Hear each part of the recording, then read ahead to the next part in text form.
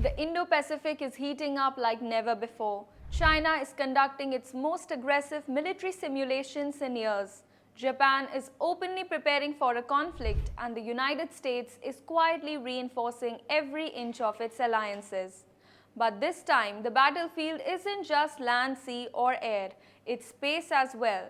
And at the center of it all is Elon Musk's Starlink. Today, we're diving deep into how China simulated a total Starlink blackout over Taiwan, why Beijing fears this US technology more than aircraft carriers, and how Japan's new hardline leadership has thrown gasoline on an already explosive situation. Hello and welcome back to TFI Global. For the first time, Chinese military researchers have publicly revealed something shocking. They've built a full-scale digital model of how to shut down Starlink over an entire battlefield. Why? Because inside Beijing, the belief is growing that a Taiwan conflict is no longer a question of if, but when. And the People's Liberation Army knows one thing, that if war breaks out, Starlink will instantly become Taiwan's invisible shield. The same system that guided drones, artillery, and battlefield communications could give Taiwan, Japan, and US forces a massive tactical advantage. Beijing wants that advantage gone. Starlink isn't a normal satellite network, it's a swarm. Thousands of fast-moving satellites in low Earth orbit that constantly jump signals in milliseconds. You target a ground station, there aren't fixed ground stations. Starlink is built to survive war. China watched Russia try and fail to jam the system in Ukraine.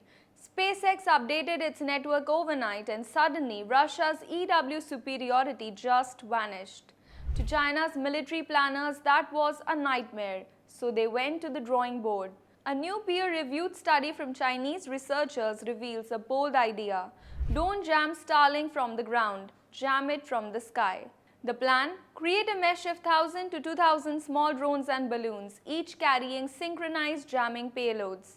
Imagine a floating electronic shield, a swarm stretching across the sky 20 kilometers altitude, each drone spaced just 5 to 9 kilometers apart, all firing coordinated jamming beams upward into the satellite network. Their simulation used real Starlink data, real satellite paths, real signal strengths. And the result? A fully synchronized drone swarm could theoretically black out large sections of Taiwan. To suppress the entire island, they estimated 935 to 2,000 drones. This is not science fiction. China already mass produces EW drones. They already fly high-altitude balloons and they already run the world's most advanced drone factories. According to geospatial expert group captain Arvind Pandey, the concept is completely doable, especially with AI-assisted interference systems. And this is the twist. Any weapon China develops to destroy Starlink can also destroy China's own G60 satellite mega constellation. Beijing's new 15,000 satellite project, meant to challenge Starlink, could be vulnerable to the same jamming architecture they're designing right now. The sword cuts both ways. China isn't stopping with drones. They're developing high-power microwave devices, submarine-mounted laser weapons, co-orbital satellites capable of approaching Starlink nodes, killer satellite simulations targeting 1,400 satellites in just 12 hours. In January 2025, Chinese scientists simulated 99 PLA satellites maneuvering close to Starlink units, possibly for tracking or disabling operations. In 2024, PLA researchers claimed that submarines could fire laser weapons at satellites from underwater using retractable masts. Each of these capabilities targets the same objective: blinding US and allied communications during the opening hours of a Taiwan war. But Beijing now faces a brand new obstacle: Japan's aggressive new leadership. Prime Minister Sanai Takaichi, a known hardliner, has publicly stated Japan will not allow Taiwan to fall. Old videos resurfaced showing her repeatedly declaring that Japan must stand with Taiwan even in a military confrontation. Beijing reacted furiously. Chinese state-linked commentators went as far as threatening her with nuclear strikes and personal violence, a sign of just how intense things are becoming. And then this week, Takaichi held a call with US President Donald Trump. Japan declared unshakable cooperation with Washington.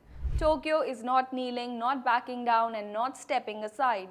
Simultaneously, China, Japan, and the US have all issued mutual travel warnings. That is extremely rare. It signals that diplomatic tensions are beginning to bleed into the daily life. The Indo-Pacific has become a pressure cooker. Starlink is not just an internet system, it is a military backbone, a communication shield, a real-time command network. If China can blind Starlink, it can disrupt Taiwan's battlefield intelligence, US and Japanese joint operations, drone swarms, naval targeting, air defense coordination. But if China fails, Starlink becomes an unstoppable force multiplier for defending Taiwan. That's why Beijing is pouring unprecedented effort into studying every weakness. And yet, the irony remains. The same jamming and anti-satellite technologies China is building could cripple their own future G60 constellation. When the first missile flies, who wins the war above the clouds? The jammers or the satellites? The drones or the mega constellation? Starlink or G60? Because in the next Taiwan crisis, the battle for Earth might be decided in space. This is the new front line, the silent war, the war of signals, satellites, lasers, drones, and power. Stay tuned because this story is only just beginning. Thanks for watching.